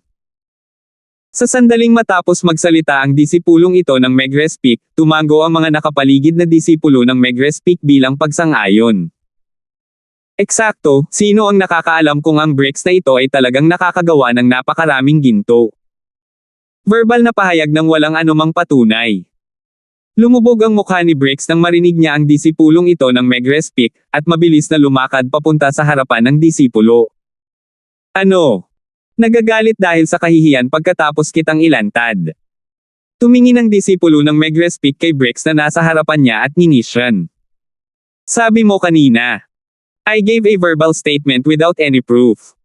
And you think that I can produce 10 million gold, right? Tumingin si Brix sa disipulo ng Megrez Peak sa kanyang harapan, at nanlamig ang kanyang tingin, pagkatapos ay itinaas niya ang kanyang kamay at isang stack ng mga perang papel ang lumitaw sa kanyang kamay. Swoosh! Napakabilis na kumilos ni Brix, at itinapon ang stack ng mga gintong perang papel sa mukha ng mga disipulo ng Megrez Peak na may putok na nag-nosebleed sa disipulo ng Megrez Peak. Nagkalat ang mga perang papel sa buong sahig. Ikaw! Ang disipulo ng Megrez Peak ay nagalit, at akmang sasalakayin si Brix. 1 million gold bills yan kanina. Ngayon, 2 million na. Ang disipulo ng Megrez Peak ay hindi man lang nagkaroon ng pagkakataon na umatake nang mag-withdraw si Brix ng isa pang stack ng gold bill, at sa isang putok muli niya itong itinapon sa mukha ng disipulong Megrez Peak. Bang! Bang! Bang! Bang! Bang! May kabuuang 10 stack ng gold bill ang binawi ni Brix, pagkatapos ay sunod-sunod na itinapon sa mukha ng Megrez Peak na disipulo. Samantala, ang galit ng disipulo ng Megrez Peak na si Brix ay naghagis ng mga gintong perang papel hanggang sa puntong siya ay nalilito, ngayon ay ganap na naglaho. Nanginginig ang kanyang puso habang nakatingin sa mga perang papel na may 10,000 denominasyon sa sahig. Ang isang tao na nakapaglabas ng 10 milyong ginto ng sabay-sabay ay hindi isang taong maaari niyang saktan. How about it? Are you convinced now? Kailangan mo bang maglabas pa ako ng 10 million gold para makita mo? Mababa ang tingin ni Bricks sa disipulo ng Megrespik na duguan ang mukha habang nagsasalita ito sa malamig at walang malasakit na boses. No. No need. No need. Ang alagad ng Megrespik ay takot na takot, takot na takot. Si Alvin ay nakatayo sa malapit, at ngayon ay nakatulala habang nakikita ang eksenang nasa harapan niya. Hindi na kailangang sabihin, sa isang tiyak na lawak, ang karakter ni Bricks na ito ay talagang magkakasundo sa karakter ni Alvin. Ang mga salansan ng mga gintong perang papel ay tumunog ng bangs, habang ang mga ito ay itinapon palabas, at ito ay naging dahilan upang hindi niya maiwasang makaramdam ng kaunting saya. Ang alagad na ito ng Megrespik ay minamaliit ang iba, at ngayon ay nagdulot ng kahihiyan sa kanyang sarili. Ang nakapaligid na mga alagad ng Megrespik ay matagal nang natulala. Ang lupa na puno ng 10,000 denominasyon ng mga perang papel ay may kabuoang 10 milyong ginto. Iyon pa rin ang unang pagkakataon na nagkaroon sila ng napakaraming pera sa buong buhay nila. Sa ilang sandali, ang kanilang mga tingin kay Bricks ay ganap na naiiba. Ito ay ganap na imposible na ang isang tao na maaaring kumuha ng 10 milyong ginto at gawin ito ay isang ordinaryong tao. Hindi mo pa rin pinupulot ang mga gintong perang papel para sa akin. Sa ilalim ng galit na titig ni Bricks, ang disipulo ng Megrespik na duguan ang mukha ay nagmamadaling lumuhad at nagsimulang masunarang kunin ang tambak ng mga perang papel. Bricks, tama ba? Tumingin si Alvin kay Bricks at bahagyang ngumiti. Nakalimutan kong idagdag kanina na ang ibebenta ko ay ang mga premyo bukod sa Profound Origin Fruit. Yung Origin Strengthening Pills and the other medicinal pills are not worth so much money. You should set away all this money. Ang dahilan kung bakit nagulat si Alvin ay hindi nagbago ang ekspresyon ni Bricks habang umiiling siya at ngumiti. Senior Brother Alvin, nagbibiro ka. Kahit na walang Profound Origin Fruit, handa pa rin akong mag-alok ng presyong 10 milyong ginto para mabili ang premyo para sa unang pwesto sa Outer Court Martial Competition. Kunin mo na lang bilang ako, Bricks, na nakikipagkaibigan sa iyo. Paano na? 319. Nagkagulo ang paligid nang matapos magsalita si Bricks. Ang lahat ng mga disipulo ng Megrespik ay ganap na natigilan.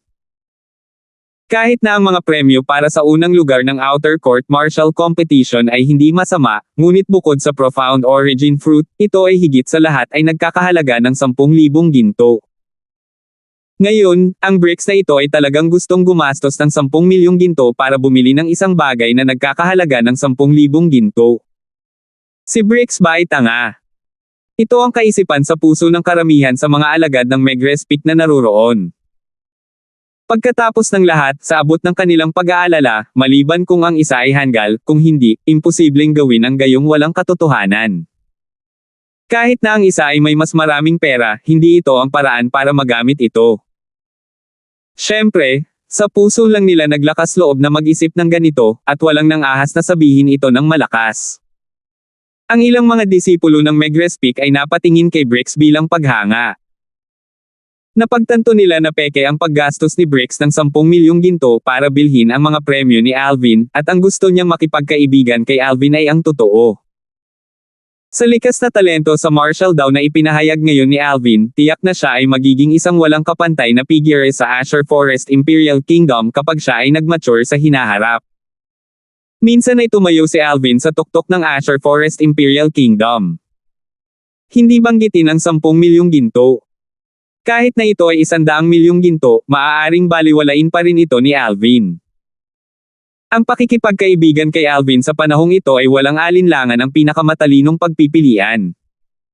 Ang 10 milyong ginto ay isang taya lamang, isang postahan na inilagay ni Bricks kay Alvin. Sa hinaharap kapag nagmature na si Alvin, maiisip nila na sa kanyang katayuan bilang kaibigan ni Alvin, malamang na walang sinuman sa buong Azure Forest Imperial Kingdom ang mangangahas na masaktan siya. Itong 10 milyong ginto, itago mo. Tumingin si Alvin kay Bricks at bahagyang ngumiti. Natural na mahulaan niya ang mga intensyon ni Bricks, at hindi niya maiwasang mapabuntong hininga ng may emosyon sa katapangan ni Bricks. 10 milyong ginto. Kung tutusin, maging ang lahat ng kayamanan na nasa kanya ngayon, ay magiging 40 milyong ginto lamang sa kabuuan. Mahigit sa kalahati nito ay iniambag sa kanya ng branch president ng Black Queen City ng Jade Magnolia Trading noong panahong iyon sa Black Queen City. Natigilan si Bricks nang makita niyang tinatanggihan siya ni Alvin, pagkatapos ay sumulyap siya kay Alvin. Si Senior Brother Alvin ay hindi isang ordinaryong tao gaya ng inaasahan. Nagagawa mong manatiling composed kahit na humarap sa 10 milyong ginto. Ngunit, itong 10 milyong ginto ay tanda ng aking pagpapahalaga kay Senior Brother Alvin. Kunin mo na lang ito bilang regalo sa pagpupulong, paano na? Sana ay tanggapin ito ni Senior Brother Alvin.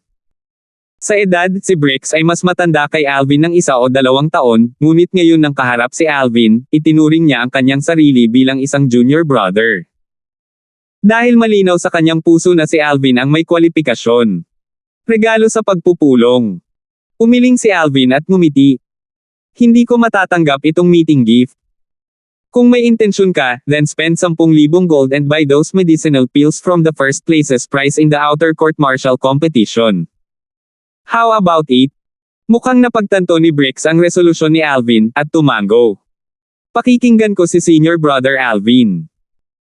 Sa lalong madaling panahon, binawi ni Alvin ang mga medicinal pills na nakuha niya mula sa premyo para sa unang pwesto sa outer court martial competition at ipinasa ito kay Bricks, pagkatapos ay nagtabi ng 10,000 denomination gold bill. Pagkatapos ay ngumiti siya kay Bricks at balak niyang umalis. Paalam. Senior Brother Alvin. Biglang pinigilan ni Bricks si Alvin. May iba pa ba? Lumingon si Alvin para tingnan si Bricks na may hindi tiyak na ekspresyon. Senior Brother Alvin, maaari mo akong hanapin, Bricks, kung kailangan mo ng anumang tulong sa hinaharap. Hindi kita matutulungan sa anumang bagay, ngunit hanggat ito ay isang bagay na maaaring ayusin sa pera, kung gayon hindi ito problema sa akin, Bricks. Tumingin si Bricks kay Alvin at dahan-daang sinabi. Puno ng kumpiyansa ang kanyang pananalita. Hanggat ito ay isang bagay na maaaring ayusin sa pera, kung gayon hindi ito isang problema. Hindi na kailangang sabihin, si Bricks ay labis na mayabang. Ngunit ang buong pulutong ng mga disipulo ng Megrespik kasama na si Alvin ay alam lahat na mayroon siyang mga kwalipikasyon para maging mayabang. Hindi lang itong si Bricks ay naghagis ng 10 milyong ginto sa mukha ng alagad ng Megrespik na nag-alinlangan sa kanya, nagbanta pa siya na kung gusto ng alagad ng Megrespik na makakita ng isa pang 10 milyong ginto, maaari pa rin siyang kumuha ng isa pang 10 milyon. Sa madaling salita, ang kayamanan na dinala ni Bricks ay lumampas sa 20 milyong ginto. Salamat! Si Alvin ay tumingin ng malalim kay Bricks, pagkatapos ay tumalikod at umalis. Dahil ganito ang pananalita ni Bricks, tinanggap niya ang kabaitan ni Bricks. Bukod dito, ang karakter ni Bricks ay talagang nakibagay sa kanya. Samantala, inalis ni Bricks ang 10 milyong ginto. Tungkol naman sa disipulo ng Megrespik na tumulong kay Bricks na kunin ang gintong nakakalat sa buong lupa, nakatayo na siya ngayon sa malapit, hindi man lang nang ahas na huminga ng malalim, dahil natatakot siyang baka bayaran siya ni Bricks para sa kanyang mga aksyon pagkatapos niyang gawin kay Alvin. Gayunpaman, walang intensyon si Bricks na maghanap muli ng gulo sa disipulo ng Megrespik, at malamig lamang na winalis ng kanyang tingin ang disipulong Megrespik. Scram! Ang huli ay tumakas sa gulat nang marinig ito, hindi naglakas loob na manatili kahit isang sandali. At mula rin sa sandaling ito nalaman ng karamihan ng mga disipulo ng Megrespik na nakatago sa loob ng Megrespik ay isang disipulo ng Megrespik na tinatawag na Bricks na may kakaibang background. Makalipas ang ilang araw, ang mood ni Alvin ay lumabas mula sa kadiliman mula sa pag-alis ng 2 maliliit na sawa. Little Black, Little White, you two have to work hard. Kung hindi, baka malampasan ko pa kayong dalawa sa susunod nating pagkikita. Si Alvin ay nakatayo sa nakatagilid na puno at tinitigan ang direksyon ng misteryosong dalagitang nakadamit na dilaw, si Nympha, kinuha ang 2 maliliit na sawa at umalis, at ang mga sulok ng kanyang bibig ay nakakunot sa isang ngiti ng pag-asa. Inaasahan niyang makatagpo muli ang 2 maliliit na sawa. Sa oras na iyon, sila ay dapat na matured. Sa aking kasalukuyang lakas, dapat akong makasali sa pagsubok sa loob ng korte at maging isang alagad sa loob ng korte. Bahagyang nag-isip si Alvin, pagkatapos ay nagplanong magtanong tungkol sa susunod na pagsubok sa loob ng korte. Sa hindi inaasahang pagkakataon, kararating lang niya sa trade hall ay may nakita siyang matandang lalaki na naglalakad palapit sa kanya. Ang matandang ito ay hindi mababa. Ang nakatatanda sa labas ng korte ng Megrez Peak, si Luther. Alvin. Si Luther ay may mukha na puno ng ngiti nang makita niyang muli si Alvin. Nabalitaan niyang pinatay ni Alvin si Gomer ng isang beses ilang araw na ang nakakaraan at nasungkit ang unang pwesto sa Outer Court Martial Competition habang naging numero 1 disipulo sa Outer Court. Naalala pa niya na noong narinig pa lang niya ang balitang iyon noong mga oras na iyon, medyo matagal na siyang natulala. Sa oras na iyon, isa lang ang nasa puso niya. Hindi ka panipaniwala. Isang alagad sa labas ng korte na personal niyang dinala sa Megrez Peak kalahating taon na ang nakalilipas, ang naging numero 1 disipulo sa Outer Court pagkatapos ng kalahating taon. Kaugnay nito, nakakuha pa siya ng gantimpala na ipinagkaloob sa kanya ng Megrez Peak Speakmaster. Malinaw sa kanyang puso na ang lahat ng ito ay isang bagay na ibinigay sa kanya ni Alvin, kaya, nang kaharap niya si Alvin ngayon, ganap niyang itinuring si Alvin bilang pantay. Si Elder Luther. Bahagyang ngumiti si Alvin kay Luther. Alvin, hindi ko talaga akalain na ang lakas mo ay napakabigat. Hindi napigilan ni Luther na mapabuntong hininga sa emosyon, at tumingin siya kay Alvin ng may komplikadong tingin. Pagkatapos, sabi ni Luther. Naghintay ako sa iyo ng 2 araw ngunit hindi kita nakitang lumitaw, at hindi ko alam kung saan ang lugar ng iyong pagtatanim. Mukhang pati yung lugar ng pagtatanim ay lingid na lihim. Nang matapos siyang magsalita, tumingin ng malalim si Luther kay Alvin. Tumawa si Alvin at hindi na nagbigay ng karagdagang paliwanag, at nagtanong ng may pagtataka. Kuya Luther, 2 araw mo akong hinintay. May hinahanap ka ba sa akin? Hindi ako ang naghahanap sa'yo. Umiling si Luther. Kung gayon. Nagtataka ang ekspresyon ni Alvin. Ang Peakmaster ang gustong makita ka, hindi nagpatalo si Luther at diretsyong dumiretso sa punto. Peakmaster. Bahagyang nagsalubong ang mga kilay ni Alvin. Aling Peakmaster? Ngumiti si Luther. Natural, ito ang Peakmaster ng ating Megrez Peak. Malaya ka ba ngayon? Kung malaya ka, pagkatapos ay dadalhin kita sa Megrez Hall sa Duby Peak para makita ang Peakmaster ngayon. Dahil alam ng Peakmaster na pinatay mo si Gomer para maging numero 1 disipulo sa Outer Court, at nagdala ng karangalan kay Megrez Peak, ang Peakmaster ay gustong makilala ka ng Peakmaster. Master ni Megrez Peak. Tumango si Alvin. Wala akong gagawin. Dahil ipinatawag ng Peakmaster, si Elder Luther, mangyaring manguna. Bagamat kalahating taon na siya sa Megrez Peak, hindi pa niya nakilala ang Peakmaster ng Megrez Peak. Medyo curious siya sa misteryosong Peakmaster ng Megrez Peak. Okay. Tumango si Luther, pagkatapos ay magkabalikat na naglakad kasama si Alvin upang lisanin ang Megrez Peak, pagkatapos ay humakbang sa chain bridge upang magtungo sa Duby Peak.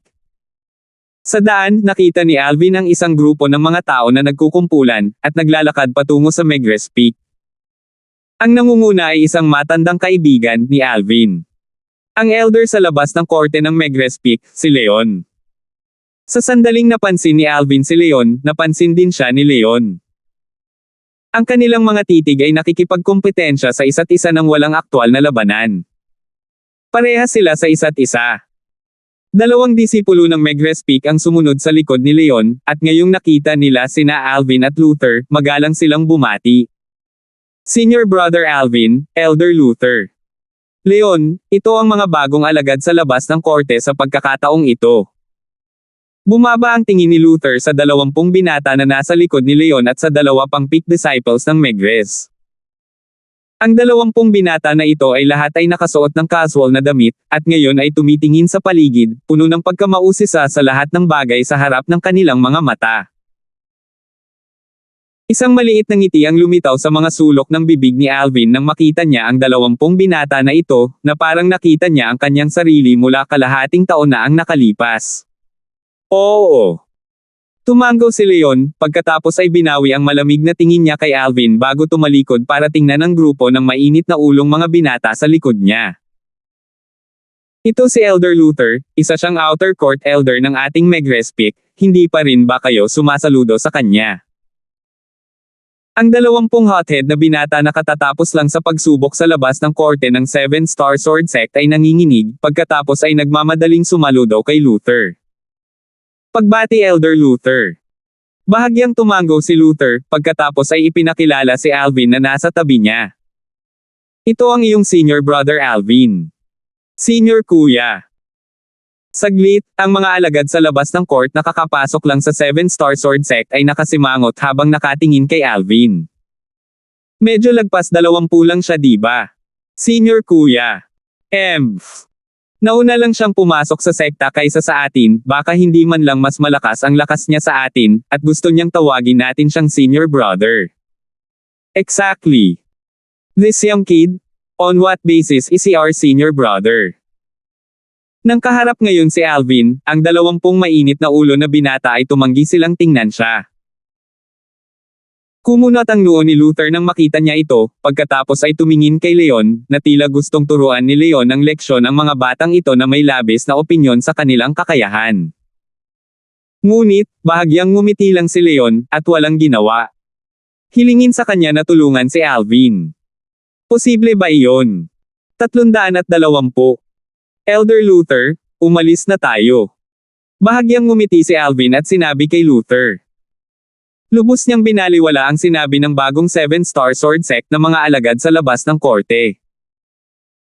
Sumulyap si Luther kay Leon at bahagyang hindi nasisiyahan, pagkatapos ay nang marinig niya si Alvin, tumango siya. Okay.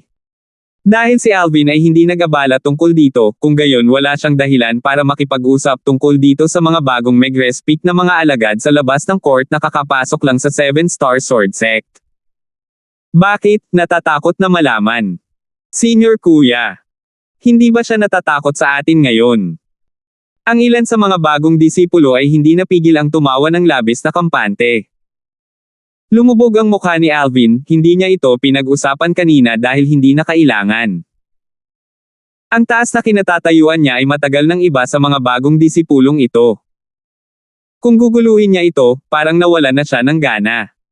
At walang alinlangan na katumbas ng pang-aapi sa mahihina. Ngunit ngayon, ang mga bagong disipulong ito ay talagang nagpatuloy. Akala ba talaga nila magaling siyang mangbuli? Takot malaman. Takot sa inyong lahat. Biglang lumingon si Alvin, at ang malamig niyang tingin ay dumaan sa lahat ng 20 bagong disipulo. Lahat lang kayo, karapat-dapat ba niyan? Basta kayong lahat, karapat-dapat ba niyan? Ang boses ni Alvin ay parang kulog na naging sanhi ng pagkagulo ng 20 bagong disipulo. Pagkaraan ng maikling panahon, bumalik sila sa kanilang katinoan, at lahat sila ay nagalit dahil sa kahihiyan. Anak, sa tingin mo ba dahil pumasok ka sa 7-Star Sword Sect bago tayo ay mayroon ka talagang qualification na maging senior brother? Isang mukha ng isang bagong disipulo sa paligid ng edad na 23 o 24 na ay lumubog, at ang kanyang mga mata ay kumikislap sa malamig na liwanag. Exactly. The Cloud Continent has always stressed upon respecting the strong. If you want to be our senior brother, then your strength must be stronger than US. Just a little wilt, that's a little over 20 like you. Do you believe that I only need one hand to throw you down from here? Ang isa pang bagong disipulo ay tumingin kay Alvin, at ang mga sulok ng kanyang bibig ay napangiti. Kahit na ang ibang mga bagong disipulo ay hindi nagsasalita, ngunit ang kanilang mga titig nang tumingin sila kay Alvin ngayon ay nagpapahayag ng parehong kahulugan. Mababa ang tingin nila kay Alvin. Hindi nila akalain na ang lakas ni Alvin ay kayang maging mas malakas kaysa sa kanila. Tanging isang alagad sa labas ng korte lamang na higit sa 20. Ang 2 disipulo ng Megrespik sa likod ni Leon ay tulala. Ang grupong ito ng mainit na ulong mga binata ay talagang nang-ahas na maging napakayabang sa harap ni senior brother Alvin. Maging silang dalawa ay kailangang mapitagan at magalang na tumawag kay senior brother Alvin nang makilala nila si Alvin. Ngunit ang mainit na ulo ng mga kabataang ito ay hindi pa nakarating sa Megrespik, at na-offend na ang numero 1 alagad sa labas ng korte ng kanilang Megrespik, hindi, dapat ay nasaktan ang numero 1 alagad sa labas ng korte sa 7-Star Sword Sect. Sa ganang kanila, ang mainit na ulo ng mga kabataang ito ay simpleng nililigawan si kamatayan. Saglit, sinadya nilang sigawan ang mainit na ulo ng mga binatilyong ito. Hindi kaya narinig ng mga hothead na binata na ito na binati nila si Alvin ng magalang at magalang bilang senior brother Alvin. Ngunit, hindi pa nila naibuka ang kanilang mga bibig nang mapatigil sila ng mabangis na tingin ni Leon. Bagamat hindi nila alam kung bakit gustong pigilan sila ni Leon, ngunit dahil nakialam si Leon, natural na masunurin lamang nilang itikom ang kanilang mga bibig. Kahit na si Alvin ang numero 1 disipulo sa outer court ng kanilang 7-star sword sect, ngunit sa mga tuntunin ng lakas at katayuan, imposibleng may kumpara niya ang Megres Peak outer court disciple, si Leon. Pagkatapos ng lahat, ang edad at seniority ni Leon ay naroon para makita ng lahat, at isang bagay na hindi kayang ikumpara ng kasalukuyang Alvin. Marahil, balang araw sa hinaharap, ganap na malalampasan ni Alvin si Leon, ngunit hindi niya magawa ngayon. Kaya, sa pagitan ni na Alvin at Leon, pinili nila ang huli. Sinabi mo kanina na pwede mo akong itapon dito gamit ang isang kamay. Tumingin si Alvin sa bagong disipulo na nagsalita kanina, at ang mga sulok ng kanyang bibig ay kumarba sa isang masamang ngiti. Kung ang isang taong pamilyar kay Alvin ay narito at nakita ang kasalukuyang ngiti ni Alvin, tiyak nilang malalaman na may isang taong malapit ng magdusa. Gayunpaman, ang bagong disipulo ay tila walang napansin kahit kaunti, at tumingin kay Alvin na may mapang-asar na tingin habang siya ay nanunuya. Exactly, just a wilt that's a little over 20 like you. I only need a single hand to throw you off here. Ang bagong disipulong ito ay may malapad na balikat at malaki ang pangangatawan, at isang matatag na binata. Ang espiritual na lakas ni Alvin ay malabo na natukoy na ang paglilinang ng matatag na binata na ito ay dapat na nasa ikatlong antas ng Origin Core Stage ng walang pag-aalinlangan. Isang third-level Origin Core Stage martial artist na nagsasabi na kaya niya akong itapon mula rito. Tumawa si Alvin sa kanyang puso. Isang malamig na ngiti ang lumitaw sa mukha ni Luther na nakatayo sa tabi ni Alvin. Sa ganang kanya, ang bagong disipulong ito ay talagang masyadong mayabang, naisip ba niya na si Alvin ay isang ordinaryong alagad sa labas ng korte. Mukhang sobrang tiwala mo sa lakas mo. Then let me see how you throw me off here. Tumingin si Alvin sa matipunong binata, at ang mga sulok ng kanyang bibig ay napakunot noo. Sa sandaling matapos siyang magsalita, kumislap ang figure ni Alvin upang agad na humarap sa matapang na binata, na nagdulot ng bugzo ng malakas na hangin na bumubulusok. Sa itaas ng Alvin, 110 parang buhay na mga sinaunang mammoth na silhouette ang nabuo. Ang eksenang ito ay natakot sa matipunong binata hanggang sa ang kanyang mukha ay namutla at tuluyang natulala, at ang origin energy sa kanyang katawan na naipon niya ay agad na kumalat. Ang kanyang mga binti ay parang napuno ng tingga, hindi makagalaw kahit kay titing. Anong biro? Isang ikawalong antas ng Origin Core Stage na martial artist ang gustong gumawa ng hakbang laban sa kanya, siya ay ganap na wala ng anumang lakas upang gumanti. Pumalakpak. Ang kamay ni Alvin ay humampas sa balikat ng matipunong binata, at hinawakan ang balikat nito. Biglang nagpuwersa si Alvin gamit ang kanyang kamay. Whoosh! Itinaas ni Alvin ang kanyang kamay, ang matipunong binata ay itinapon palabas ng chain bridge, at hinawakan ni Alvin ang balikat ng matipunong binata, ibiniti ng matipunong binata sa himpapawid, pagkatapos ay nanlamig ang tingin ni Duanling. Ano sa tingin mo ngayon? Isang kamay lang ba ang kailangan mo para maibato mo ako? Ang boses ni Alvin ay may kahangahangang nagyayelong lamig na naghalo sa loob, na naging dahilan upang mamatla ang mukha ng matipunong binata na nakasabit doon sa himpapawid. Ang kanyang titig ay nagpahayag ng kawalan ng pag-asa habang siya ay nangako ng awa sa takot. Senior Kuya, iligtas mo ako. Senior Kuya, iligtas mo ako. Siya ay kasalukuyang nasa kalagitnaan ng hangin, at walang lugar para sa kanya upang makakuha ng isang foothold upang ilipat ang kanyang sarili. Maaari niyang isipin na hanggat ang 8 antas na Origin Core Stage outer court na disipulong ito na mahigit 20 taong gulang ay binitawan, tiyak na mahuhulog siya sa napakalalim na bangin, at maging ang kanyang bangkay at katawan ay masisira. Damaloy ang malamig na pawis sa noo ng matipunong binata, at hanggang sa puso niya ay kinasusuklaman niya ang sarili, bakit kailangan pa niyang manguna? Ikawalong antas ng Origin Core Stage. Samantala, ang grupo ng mga bagong disipulo na nabigla sa lakas na ipinahayag ni Alvin ay nakabawi na ngayon sa kanilang pagkagulat, at ang kanilang mga mukha ay namutla habang tinitingnan ang eksena sa harap ng kanilang mga mata, na may mga mata na nagpapakita ng takot. Hindi nila akalain na ang alagad na ito sa labas ng korte na mahigit 20 taong gulang, at mas bata pa sa sinuman sa kanila, ay talagang nagtataglay ng gayong nakakatakot na lakas. Ikawalong antas ng Origin Core Stage martial artist sa edad lamang na mahigit 20. Ganyan bang abnormal ang lahat ng 7-star sword sect na mga alagad sa labas ng korte? Ngayon, karamihan sa mga bagong disipulo ay may bahagyang nananamlay na takot sa kanilang mga puso, nadama nila ang swerte na hindi sila lumayo nang magsalita sila kanina, kung hindi, ang taong naalis sa tulay na may kadena at nakabitin ng mataas sa hangin ay hindi ang matipunong binata, ngunit sila. Ilang sandali, nagsimula silang tahimik na magdalamhati para sa matatag na binata sa kanilang puso. Ikawalong antas ng Origin Core Stage. Ang mukha ni Leon ay sobrang hindi magandang tingnan dahil hindi niya akalain na pagkatapos ubusin ni Alvin ang Profound Origin Fruit, si Alvin ay talagang makapasok sa ikawalong antas ng Origin Core Stage sa isang pagkakataon. Ang 110 sinaunang mammoth na silhouette na namuo sa itaas ng Alvin ng inatake ay malinaw na simbolo ng ikawalong antas ng Origin Core Stage. Kung ikukumpara sa hindi magandang pagmumukha ni Leon, si Luther sa halip ay may nagulat na ekspresyon. Bagamat alam niya na nakuha ni Alvin ang Profound Origin Fruit, at nahulaan na si Alvin ay sasailalim sa isang breakthrough. Ngunit nagkaroon ng divide na parang bangin sa pagitan ng ika-6 na antas ng Origin Core Stage at ang ika-7 level ng Origin Core Stage. Sa ganang kanya, pagkatapos ubusin ni Alvin ang Origin Profound Fruit, siya ay higit na makakarating sa ika-7 antas ng Origin Core Stage. Sa hindi inaasahan, ang mga katotohanan ay hindi ganito.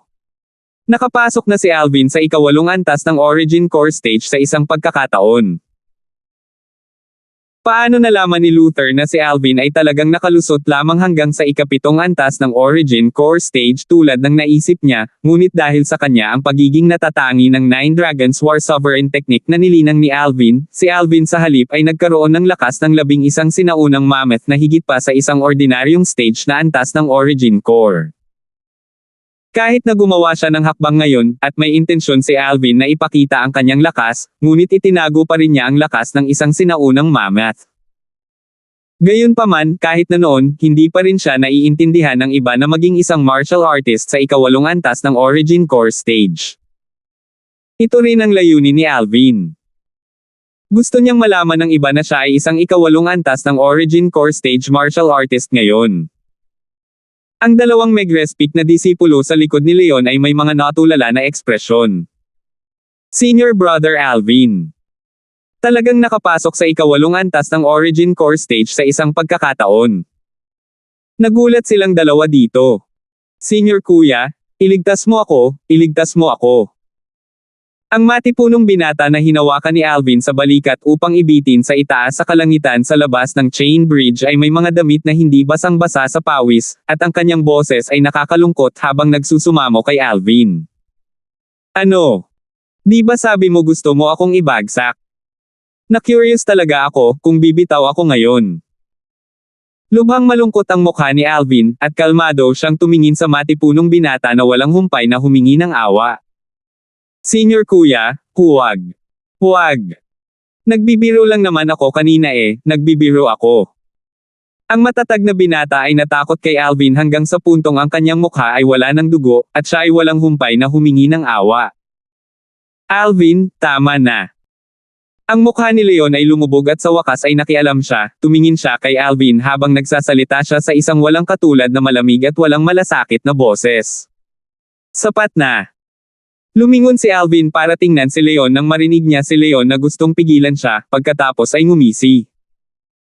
Elder Leon, nang I-provoke nila ako kanina, wala akong nakitang sinabi mo.